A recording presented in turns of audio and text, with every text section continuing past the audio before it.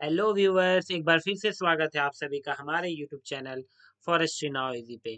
तो चलिए, आज हम बात करने वाले हैं अकेसिया कटेचू के बारे में, जिसे कि कॉमन नेम में हम लोग खैर भी कहते हैं, है ना। ये उसका फिगर है आपके सामने। ये जो वीडियो है ये आपको दोनों में, हिंदी इंग्लिश दोनों में मिल जाएगी। साथ ही साथ बात करें तो हम इस चैनल के माध्यम से जो यूपीएससी, आईएफएस है, इंडियन फॉरेस्ट सर्विस, उसके लिए प्रिपरेशन कर रहे हैं। साथ ही साथ assistant conservator of forest and forest ranger की प्रिपरेशन कर रहे हैं। जैसे कि आप सभी हम लोग जान रहे हैं कि जो जेपीएससी के अंदर जो ये दो वैकेंसी आपको देखने को मिली है, एसीएफ और फॉरेस्ट रेंजर की, तो जो फॉरेस्ट्री ऑप्शनल है उसकी प्रिपरेशन आप इस चैनल के माध्यम से कर सकते हो। तो चलिए वीडियो को शुरू करते हैं। सबसे पहले हम बात करेंगे हमारे जो खैर है। बेसिकली हम लोग देखेंगे कि ये दिखता कैसा है ना। तो देखिए, ये जो है, ये जो बेसिकली जो आपका खैर का एक ट्री है ना, उसकी मैंने पिक लगाई है। तो ये देखिए, ये आपको खैर का ट्री है, इस तरह कुछ देखने को मिलता है। साथ ही साथ बात करें तो इसमें जो है, आप देखोगे तो इसमें आपको थॉर्न्स भी देखने को मिलते हैं, है ना। जो कांटे वगैरह देखने को मिल जाते हैं आपको। इसके साथ ही साथ जो आपका खैर है, इसमें आपको पॉड देखने को मिलते हैं, ठीक है। इसे हम लोग क्या कहते हैं? पॉड्स कहते हैं, ठीक है। अब चलिए बात करते हैं, ये रही उसकी लीफ, ठीक है। कॉमन अगर आप आइडेंटिफिकेशन की बात करूं मैं, तो देखो इसके जो पत्तियां रहेंगे ना, ये आपको इस तरह देखने को मिलती है। ये जो पत्ती है ऐसे, यहाँ पे आपको ऐसे छोटा छोटा छोटा छोटा, ये जो नीडल लाइक जो है ना, इस तरह का लीफ आपको ऐसा रहेगा। जैसे कि आप हम लोगों ने जो समी का ट्री, आप लोग जानते हो कि नहीं? समी का ट्री जिसे हम लोग, जिसमें हम लोग पूजा वगैरह भी करते हैं ना, तो बेसिकली आपको उस तरह जो है काफी हद तक सिमिलर देखने को मिलता है ना। तो ये है पिक्चर्स। अब हम बात करते हैं जो सिल्वीकल्चर कैरेक्टर्स है, ठीक है। एग्जाम आप दे रहे हो, मेंस दे रहे हो, अगर मान के चलो फॉरेस्ट्री ऑप्शनल का, तो आपसे पूछ लिया जाता है कि आप जो है हमारा,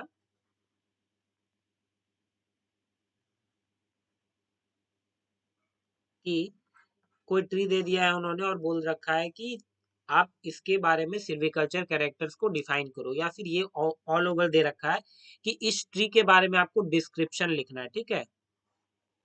क्या करना है?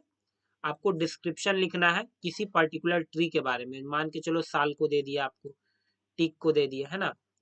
तो साल टीक तो हमने अपने जो पिछले वीडियोस हैं इनमें कवर कर रखा है ना। आज हम बात करेंगे अकेसिया कटेचू की। तो एक फॉर्मेट होता है ना, उस फॉर्मेट के अकॉर्डिंग हम लोग अपने जो आंसर राइटिंग है उसको देखेंगे, उस वे में हमको आंसर लिखना है। तो सबसे पहला जो है हम लोग को क्या करना है, स्टार्ट करना है साइंटिफिक नेम्स, है ना। कि पता चले, जैसे आप अपना इंट्रो देते हो, है ना, जब आप अपना इंट्रो देते हो तो इंट्रोड्यूस करते हो ना कि hello myself A B C, ठीक है। तो सबसे पहले इंट्रोड्यूस हम लोग को करना है साइंटिफिक नेम से। तो साइंटिफिक नेम हम लोगों ने लिख रखा है अकेसिया कटेचू। साइंटिफिक नेम आप जब भी लिखोगे तो सेपरेट अंडरलाइन जरूर करना। इसीलिए क्योंकि जो नोमेनक्लेचर का रूल है, ठीक है, जो हमारा सॉरी, नोमेनक्लेचर का जो हमारा रूल है उसके अकॉर्डिंग क्या है, आपको सेपरेट अंडरलाइन करना है। और जो आप सेकंड वाले जो वर्ड को लिख रहे हो ना, तो उसका जो पहला लेटर होगा वो हमेशा स्मॉल होगा, ठीक है। चलिए, कॉमन नेम की हम लोग बात करें तो इसे खैर कहते हैं, ठीक है। कहीं कहीं इसे चुंदरा भी बोला जाता है, ठीक है। तो ये फैमिली की अगर हम बात करें तो ये लेगुमिनेसी फैमिली से बिलोंग करता है, ठीक है।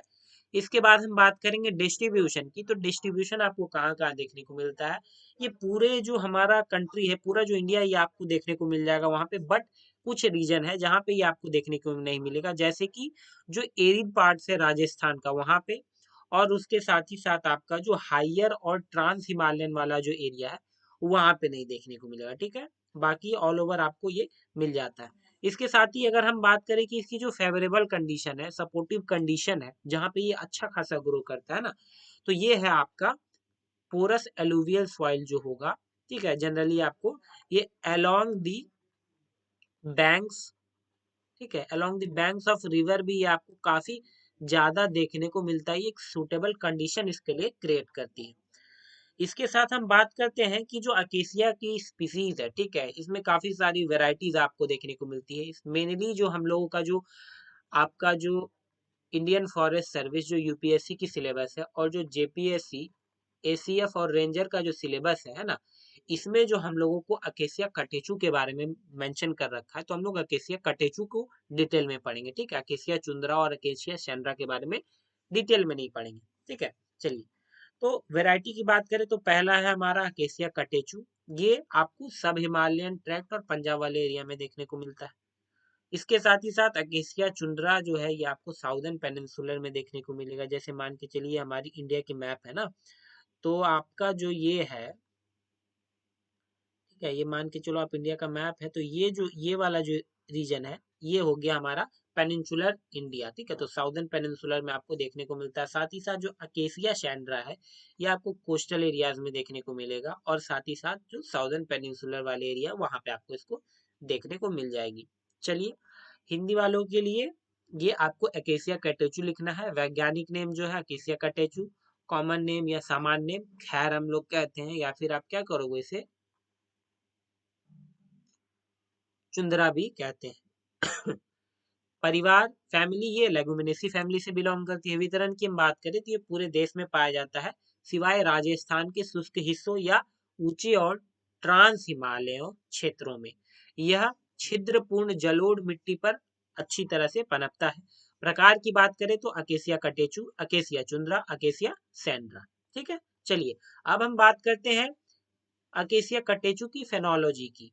फेनोलॉजी क्या होता है दोस्तों? तो देखिए फेनोलॉजी क्या है कि जब हम किसी ट्री के जो लीफ फॉल का जो पीरियड है, उसमें लीफ कब आ रही हैं, लीफ कब झड़ रही हैं, कब फ्लावरिंग होता है, कब फ्रूटिंग होता है ना, इन सभी चीजों को जब हम कंसिडर करके उसके बारे में बात करते हैं तो उस चीज को ही हम लोग फेनोलॉजी कंसिडर करते हैं। ठीक है, जैसे कि इसमें आप लीफ फॉल देखोगे तो ये लीफ फॉल जो है जनरली जो है आपको ये फरवरी के मंथ में आपको देखने को मिल जाएगा। ठीक है, इसके साथ ही साथ अगर हम बात करें लीफ रेन्युअल की तो ये आपको मई टू जून में देखने को मिलेगा। ठीक है, फ्लावरिंग की बात करें तो ये जून टू जुलाई में आपको देखने को मिलेगा, और फ्रूटिंग की अगर हम बात करें तो जो यहाँ फ्रूट होते हैं ना अकेसिया कटेचू के, ये आपको सितंबर मंथ तक ये मैच्योर हो जाते हैं। ठीक है, और एक बात और मैं आपको बता दूं कि ये जो फेनोलॉजी कैरेक्टर्स मैं बता रहा हूँ आपको, ये जो है ये एस एस नेगी सर की जो बुक है सिल्विकल्चर ऑफ इंडियन ट्रीज, ठीक है, ये एस एस नेगी सर की बुक है सिल्विकल्चर ऑफ इंडियन ट्रीज। तो उसके अकॉर्डिंग मैं आप लोगों को बता रहा हूँ। ठीक है, लेकिन जब आप जो जैसे कि आईएफएस वाले जो प्रिपेयर करते हैं, इंडियन फॉरेस्ट सर्विस जो यूपीएससी के लिए प्रिपेयर करते हैं, तो वो प्रेफर करते हैं जो मनिका नंदन एंड जो प्रभु की बुक है उनको प्रेफर करते हैं। तो वहां पे आपको जो ये फ्रूटिंग पीरियड है ना ये आपको देखने को मिलता है नवंबर टू दिसंबर, वहां उन्होंने मेंशन कर रखा है। ठीक है, बट चूंकि जो एस एस नेगी साहब हैं ये इन्होंने जो ये बुक लिखा है काफी पुराना बुक लिखा है, और ये बेसिकली जो है आपको फॉरेस्ट्री बैकग्राउंड से भी आते हैं, तो इसलिए मैंने जो बेस है ना वो मैंने आपको ये सितंबर लिखा है। ठीक है, तो अगर आप एग्जाम में अगर लिख रहे हो तो आप क्या करना कि एक यहाँ पे आप ऐसे ब्रैकेट में सोर्स लिख के यहाँ पे आप क्या कर देना, एस एस नेगी लिख देना है ना, और ब्रैकेट में सिल्वीकल्चर ऑफ इंडियन ट्रीज। ठीक है, तो इससे क्या होगा कि आपका जो जो कोई भी अगर इफ बट का भी केस बन रहा है ना, कि नाइन 19-20 का भी केस होता है ना, कि मान के चलिए 19-20 भी हम क्यों छोड़े, जब एग्जाम हम लोग को क्वालिफाई करना है तो हम पूरी कोशिश करेंगे कि हम लोगों का बेस्ट रहे। ठीक है, तो आप ये सोर्स मेंशन कर देना, तो जो मार्क्स है वो डिडक्ट नहीं होगा। ठीक है, हिंदी में देखिए फेनोलॉजी, पत्तियों का गिरना आपको फरवरी में, है ना, पत्तियों का नवीनीकरण मई से जून में, फल आना जून से जुलाई, और सॉरी फूल आना और फल आना ये आपको सितंबर तक देखने को मिल जाता है। ठीक है, चलिए सिल्वीकल्चर कैरेक्टर की हम बात करें तो सिल्वीकल्चर कैरेक्टर में हम ये देखते हैं कि वो जो ट्री है वो लाइट के प्रति उसका रिएक्शन क्या है, वो लाइट लविंग है, that means strong light demander है, या फिर उसे शेड पसंद है, शेड डिमांडर है ना। जैसे आपने, मैं आपको एग्जांपल के तौर पे ये समझाता हूँ, जैसे आपने सभी ने धनिया खाया है ना, धनिया, ठीक है, धनिया पत्ती के बारे में मैं बताऊं कि आप लोग जो भी एग्रीकल्चर, मान के चलिए एग्रीकल्चर, ठीक है, एग्रीकल्चर बैकग्राउंड से आते हैं, या फिर मान के चलिए नॉर्मल जो आप लोग खेती वगैरह जो है, तो वो क्या है देखिए कि जो धनिया लगाया जाता है ये बेसिकली आपको देखा जाता है कि ये आप देखिएगा शेड में लगाया जाता है ना। क्यों? क्योंकि अगर डायरेक्ट सनलाइट अगर धनिया पे पड़ती है तो ये क्या होता है, सूख जाता है ना। और जब धनिया सूख जाएगी तो आप जानते हो कि वो तो मार्केट वैल्यू भी उसका नहीं मिलेगा, है ना। तो यहाँ पे क्या है, धनिया जो है ये क्या हो जाता है हमारा, shade shade demander agricultural crop हो जाता है। उसी तरह ट्री में भी लाइट डिमांडर शेड डिमांडर होती है, उस चीज को देखना है। उसके अकॉर्डिंग फिर हम देखेंगे फ्रॉस्ट के प्रति उसका क्या रिएक्शन है, देन ड्राउट के प्रति क्या रिएक्शन है ना। तो चलिए बात करते हैं। जो हमारा अकेसिया कटेचू है ये स्ट्रॉन्ग लाइट डिमांडर है। That means to its proper growth, for its proper growth we require strong light, okay, और you can say overhead light. तो यहाँ पे आपको ये देखना है कि जो इनिशियल जो है, जो प्रॉपर ग्रोथ है, उसके लिए क्या है, जो लाइट की रिक्वायरमेंट है अकेसिया कटेचू में ये काफी अधिक है, ठीक है, स्ट्रॉन्ग लाइट डिमांडर है। फ्रॉस्ट की अगर हम बात करें तो ये फ्रॉस्ट रेजिस्टेंट है। दैट मीन्स कि क्या, ठंडा में मान के चलिए जो पाला वगैरह पड़ती है ना, तो इसके प्रति क्या है, इसका प्रतिरोधक क्षमता क्या है, अधिक है, इसको वो रेजिस्ट कर सकता है। इसके बाद हम बात करें तो ड्राउट रेजिस्टेंस है, वो भी क्या, हाईली ड्राउट रेजिस्टेंट है, ठीक है। दैट मीन्स कि ये सूखा वगैरह जगह पे भी आपको ये देखने को मिल जाता है। अगर मान के चलिए पानी वगैरह जो है, वाटर टेबल वगैरह डाउन चला गया, तो इन केस ये आपको क्या, ड्राउट रेजिस्टेंट भी देखने को मिलता है। खैर जो है ये subjected to browsing, heavily browsing. अब ये देखिए, ये हैविली ब्राउजिंग का मतलब क्या है। जो लोग हमारे से पहले से जुड़े हुए हैं इस चैनल के माध्यम से, वो इस चीज को काफी हद तक समझ चुके होंगे कि जो बेसिक डिफरेंस है ग्रेजिंग और ब्राउजिंग में, ये बेसिक डिफरेंस क्या है वो समझ चुके होंगे जो अभी हम लोगों से जुड़े हुए हैं। तो ग्रेजिंग और ब्राउजिंग को मैं बार बार इसलिए आप लोगों को बताता हूँ, क्योंकि जब आप इंग्लिश सीखते हो तो सबसे पहले क्या, आप अल्फाबेट सीखते हो, एबीसी। तो आप ये समझो कि ये जब फॉरेस्ट्री पढ़ रहे हो ये टेक्निकल सब्जेक्ट है, तो यहाँ पे हम लोगों को क्या है कि जो टर्म्स है ना उसके बारे में जानकारी होना बहुत ज्यादा जरूरी है। ग्रेजिंग क्या होता है कि जैसे आपने गाय वगैरह को देखा होगा, गाय हो गया, ठीक है, बफेलो हो गया। तो इनके केस में क्या है कि ये जब भी ग्रास वगैरह खाते हैं तो ये क्या करते हैं, हेड डाउन करके खाते हैं, ठीक है, हेड डाउन। तो जो हेड डाउन करके जो एनिमल कैटल आप मान लो जो खाता है उसको हम लोग ग्रेजिंग कहते हैं, ठीक है। और जब आप मान के चलो गोट को देख लो, ठीक है, गोट को देख लेना, शिप को देख लेना, ये लोग ये क्या करते हैं कि ये क्या करते हैं, अपने आगे के पैर को देखना, कभी कभी ये ऊपर कर लेते हैं और सिर को ऊपर करके ये पत्तियां खाते हैं। तो इसको हम लोग बोलते हैं ब्राउजिंग। ये जो है इस इवेंट को ब्राउजिंग बोलते हैं। और जो एनिमल ये ब्राउजिंग करते हैं इसको बोलते हैं ब्राउजिंग एनिमल, ठीक है। तो बेसिक डिफरेंस जो था समझ गए आप लोग। इसके साथ ही साथ जो यहाँ पे हमारा है, खैर ये काफी ज्यादा कॉपिसिंग पावर इसमें भी देखने को मिलता है। कॉपिसिंग पावर का मतलब क्या होता है, चलिए कॉपिसिंग पावर भी हम समझ लेते हैं। जो नए लोग हैं उनको ताकि दिक्कत ना आए इसके लिए मैं बता दे रहा हूँ। मान के चलिए ये एक ट्री है, ठीक है, आप क्या करते हो कि इसको फेल कर देते हो, ठीक है, आपने फेल कर दिया। अब फेल करने के बाद क्या है कि आप देखोगे विद इन वीक क्या होगा कि यहाँ से कुछ सूट्स निकल आते हैं, ठीक है। किसी ट्री में क्या होता है कि ये सूट्स कम होते हैं और किसी ट्री के साथ क्या होता है कि ये सूट्स काफी ज्यादा नंबर में निकलते हैं, ठीक है। तो ये जो सूट्स निकलते हैं ना इसे हम लोग बोलते हैं कॉपिस, ठीक है। और किसमें कितना क्षमता है, किसकी कितनी एबिलिटी है शूट्स प्रोड्यूस करने की, उसको हम लोग डिफाइन करते हैं कॉपिसिंग पावर से, ठीक है। तो यहाँ पे जो ये आपका है ये हमारा हो गया गुड कॉपिसर। इसके पास जो कॉपिसिंग पावर है काफी अच्छा देखने को आपको मिलती है। इसके साथ ही साथ ये मॉडरेट फायर रेजिस्टेंट है, ठीक है। फायर के प्रति क्या है, ये मॉडरेटली रेजिस्टेंट है, ठीक है। हिंदी में हम बात करें तो वानिकी विशेषताएं प्रबल प्रकाश की मांग करने वाला है, ठीक है। यहाँ जब आप अपने एग्जाम में लिखोगे तो आप क्या करना है, लिख देना कि acacia catechu is a strong light demander, या फिर यहाँ लिखना अकेसिया कटेचू प्रबल प्रकाश की मांग करने वाला वृक्ष है, ठीक है। मैं यहाँ शॉर्ट में आपको लिख दिया हूँ।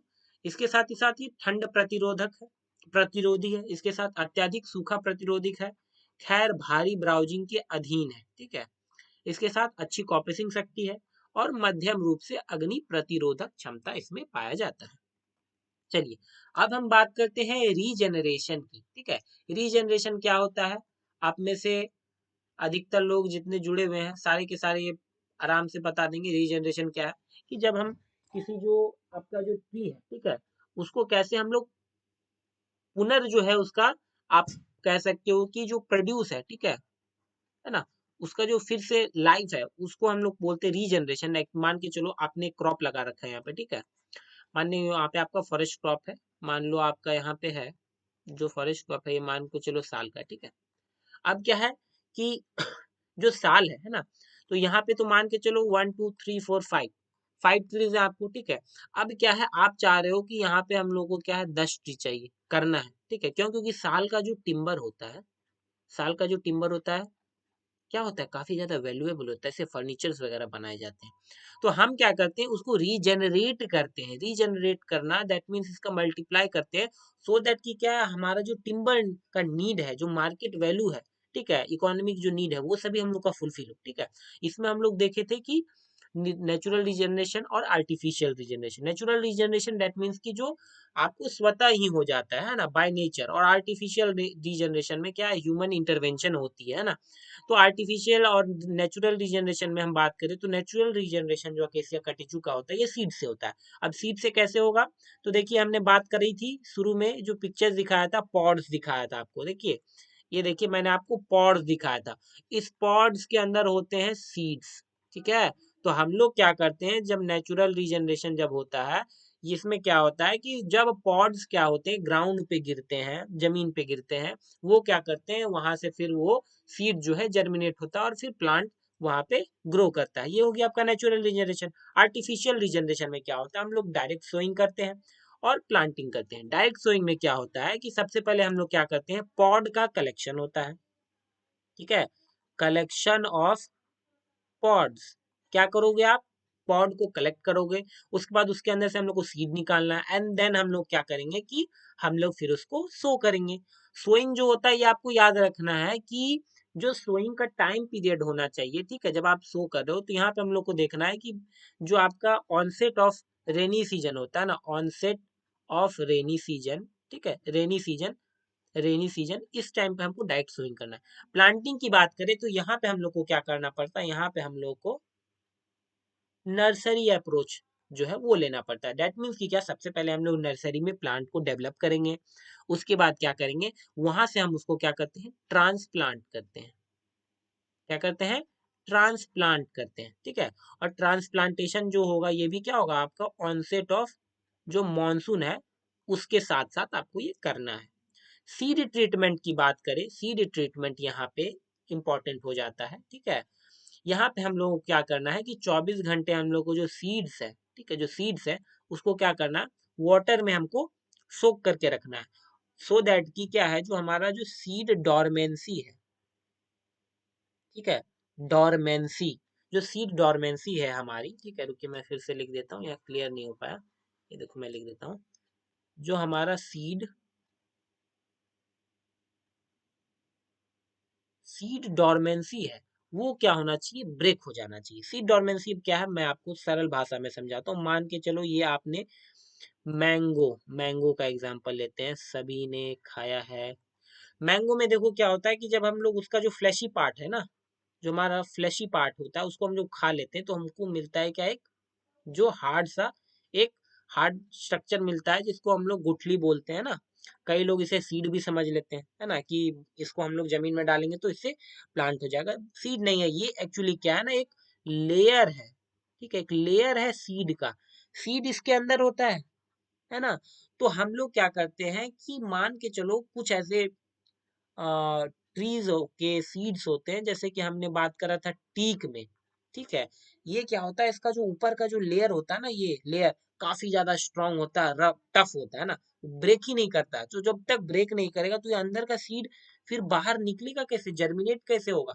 तो उसी को जो ये जो आपका लेयर है इसको हम लोग ब्रेक करने के लिए, वीक करने के लिए तरह तरह के ट्रीटमेंट करते हैं, ठीक है। ट्रीटमेंट क्या क्या करते हैं वो भी वीडियो बन रखी है ना, उसमें हम लोग क्या करते हैं, hot and cold water treatment है, देन हम एसिड ट्रीटमेंट है जिसमें हम लोग क्या करते हैं, H2SO4, ये क्या है बताइए, सल्फ्यूरिक एसिड का यूज करा जाता है, ठीक है।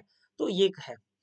अब चलिए हिंदी में देख लेते हैं, प्रजनन, प्राकृतिक पुनर्जनन, सॉरी, पुनर्जनन है तो यहाँ पे प्राकृतिक पुनर्जनन, यहाँ पे नेचुरल रीजनरेशन शॉर्ट में, बीज द्वारा देखने को मिलता है। इसके साथ ही साथ कृत्रिम पुनर्जनन जो है ये आपको आर्टिफिशियल रीजनरेशन, प्रत्यक्ष बुआई और रोपण से देखने को मिलता है। बीज उपचार की बात करें तो 24 घंटे पानी में आपको भिगोकर रखना है। चलिए, मैनेजमेंट एंड सिल्वीकल्चर सिस्टम की हम बात करें। देखिए दोस्तों, सिल्वीकल्चर सिस्टम अपने आप में खुद एक बहुत ही बड़ा टॉपिक है ना।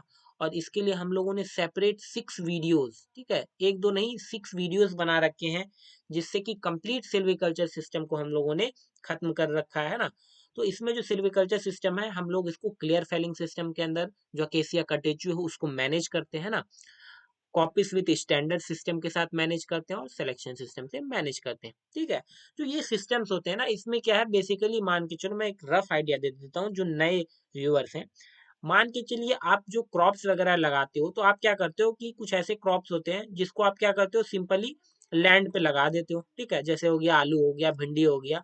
और कुछ ऐसे क्रॉप्स होते हैं जिसको क्या करते हैं, आपको लगाने के लिए क्या एक सपोर्ट देना पड़ता है, जैसे मान के चलो करेला हो गया, है ना, कद्दू हो गया, कदीमा हो गया, सीम हो गया। तो आप क्या एक स्ट्रक्चर देते हो सपोर्ट के लिए, सो दैट कि वो ऊपर जाए और काफी ज्यादा स्प्रेड हो, और ज्यादा स्प्रेड होगा तो क्या आपको फ्रूटिंग ज्यादा लगेगा। तो दो डिफरेंट डिफरेंट यहाँ सिस्टम आपको देखने को मिल रहे हैं ना। तो उसी तरह सिल्वीकल्चर सिस्टम आप समझो कि जो फॉरेस्ट ट्रीज है, जो क्रॉप्स है, तो हर एक का अलग अलग क्वालिटी होता है, उसको हम लोग अलग अलग सिस्टम्स के अंदर मैनेज करते हैं। तो उन सभी सिस्टम्स पे वीडियो बन रखी है हमारे चैनल पे, उसको आप जाके देखो, आपको आसानी भाषा में पूरा समझ में आ जाएगा।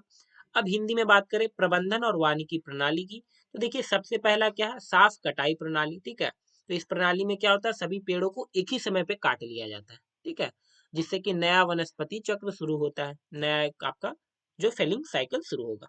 दूसरी है मानक प्रणाली के साथ कॉफिसिंग, और तीसरी है चयन प्रणाली, ठीक है। चलिए, अब हम बात करते हैं यूटिलाइजेशन की। यूटिलाइजेशन यहाँ पे क्या है कि जो अकेसिया कटेचु के जो ट्री होते हैं, इसका फ्यूलवुड में काफी यूज देखने को मिलता है, साथ ही साथ एग्रीकल्चर इम्प्लीमेंट्स, और सबसे जो प्राइम इम्पोर्टेंस है, ठीक है, प्राइम इम्पोर्टेंट, ठीक है, ये है आपको एक्सट्रैक्शन ऑफ कत्था। कत्था तो आप सभी ने जाना है, खाई के पान बनारस वाला पान, आप सब में से कितने लोगों ने खाए हैं, है ना। तो जो पान खाए हैं वो देखो, जब खाते हैं तो क्या होता है, आपको जो माउथ होता है ना, क्या होता है, कलर क्या हो जाता है, लाल हो जाता है। तो लाल किस चीज के कारण होता है, तो लाल होता है आपका कत्था के कारण, ठीक है। तो कत्था एक्सट्रैक्शन के लिए ये यूज होता है। ये है उपयोग हिंदी में, ईंधन की लकड़ियां, कृषि उपकरण, कत्था निष्कर्षण, ठीक है। तो चलिए, इस वीडियो में इतना ही, मिलते हैं अगले वीडियो के साथ। वीडियो पसंद आया हो तो चैनल वीडियो को लाइक जरूर कर दे, चैनल को सब्सक्राइब कर दे, बेल आइकन प्रेस करना ना भूले, सो दैट कि मेरी रेगुलर वीडियोस आप तक जल्द से जल्द और पहले पहुंच पाए। चलिए, thank you and have a nice day. कोई डाउट होगा तो कमेंट सेक्शन में कमेंट कीजिएगा।